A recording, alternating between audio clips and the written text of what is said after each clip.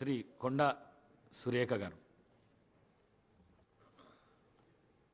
అధ్యక్ష, ఈరోజు ఈ శాసనసభకు మూడవ తెలంగాణ శాసనసభకు ఏకగ్రీవంగా మీరు స్పీకర్గా ఎన్నికైన సందర్భంగా ముందుగా మీకు శుభాకాంక్షలు తెలియజేస్తూ ఉన్నాను. ఈ ఎన్నికకు సహకరించిన అన్ని పార్టీల నేతలకు, అదేవిధంగా మన ముఖ్యమంత్రి రేవంత్ రెడ్డి గారికి ప్రత్యేక ధన్యవాదాలు తెలియజేస్తూ ఉన్నాను. ఈ ఎన్నిక ద్వారా కాంగ్రెస్ పార్టీ మళ్ళీ ఒకసారి దళిత పక్షపాతి అని నిరూపించుకున్నది. నేను దాదాపుగా ఇది 5వసారి శాసనసభకు ఎన్నిక కావడం. ఆ రోజు యనమల రామకృష్ణుడి దగ్గర నుంచి మొదలు పెడితే కిరణ్ కుమార్ రెడ్డి గారు, సురేష్ రెడ్డి గారు, మత్సూదనాచారి గారు, ఆ తర్వాత మీ ఆధ్వర్యంలో ఈ సభలోకి అడుగు పెట్టడం జరిగింది. ఈ సభ యొక్క పవిత్రత గురించి అందరూ కూడా చెప్పడం జరిగింది. ఎన్ని ఒకరి మధ్యలో ఒకరు ద్వేషాలు ఉన్నా ఈ సభలోకి వచ్చిన తర్వాత అందరం కూడా ప్రజల కోసం, ప్రజల సమస్యల కోసమే మాట్లాడాల్సింది. ఈ సభలో ఎన్ని వాదోపవాదాలు జరిగినా, ఎన్ని దూషణలు చేసుకున్నా కూడా ఈ సభ తలుపు దాటంగానే అందరూ కూడా శాసనసభలో ఒక స్నేహిత భావంతో ముందుకెళ్తారు. మరి ఈ శాసనసభ యొక్క పవిత్రత గురించి ఒక చిన్న ఉదాహరణ చెప్తాను అధ్యక్ష.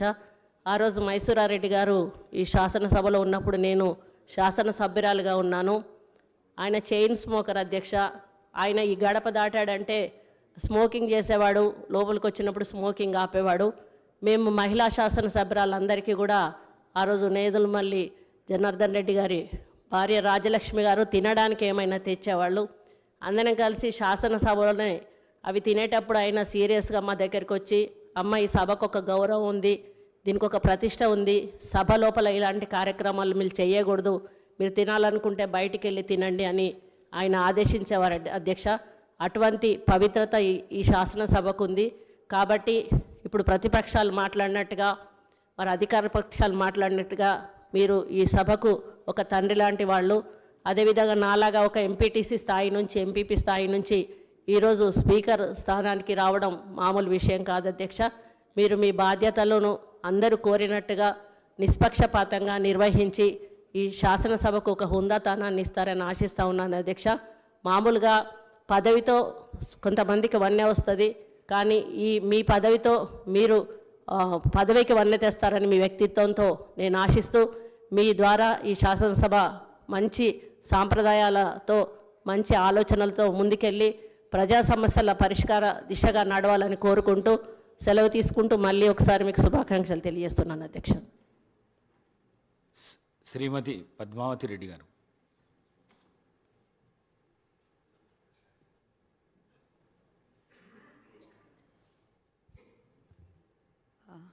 నమస్కారం అధ్యక్ష. చాలా సంతోషం అధ్యక్ష ఈరోజు నాకు ఇప్పుడు ఛాన్స్ ఇచ్చినందుకు. ముందుగా మీరు ఎలెక్ట్ అయినందుకు యునానిమస్గా మా తరఫున, మరి కోదాడ నియోజకవర్గ ప్రజల తరఫున మీకు శుభాకాంక్షలు తెలియజేస్తున్నాను. మరి అధ్యక్ష, ఇది నాకైతే పర్సనల్గా ఒక మహిళగా చాలా సంతోషంగా ఉంది.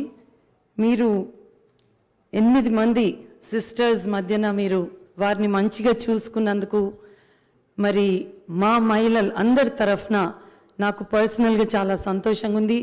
మా రైట్స్ కూడా మీరు